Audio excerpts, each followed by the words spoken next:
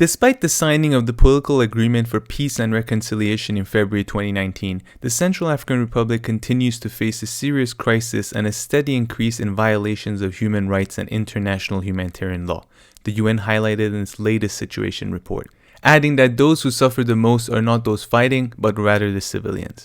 1 in 4 Central Africans displaced either within the country or in a neighboring country. In the capital of Bangui, the number of food insecure people has almost doubled over the past year, now affecting 45% of the population. Gender-based violence remains a widespread problem, with one incident reporting every hour by the Humanitarian Alert System, which covers only 42% of the country. As observed in other countries, humanitarian actors have recorded an almost twofold increase in the number of cases of violence against girls and women as a result of restrictions related to the COVID-19 pandemic. The UN's forecast of humanitarian needs for 2021 paints a bleak picture. 2.8 million Central Africans, in other words 57% of the population, will need humanitarian assistance and protection in 2021. Of those, 3/4 have acute needs, putting the survival of 1.9 million people, or 39% of the population, at risk.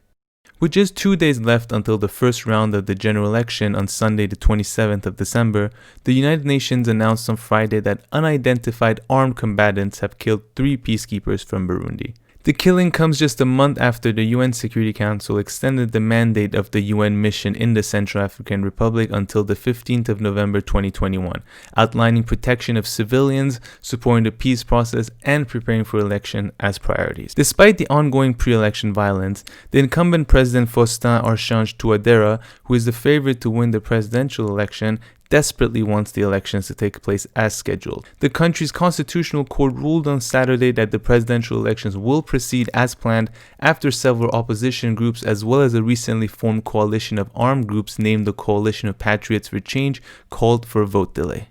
The court has played an active role in this election, having also rejected several candidacies for the election, including former President François Bozizé, who was removed in 2013 following a rebellion led by the Seleka fighters. If none of the 17 candidates receive more than 50% of the vote, a second round of voting will take place on February 14, 2021.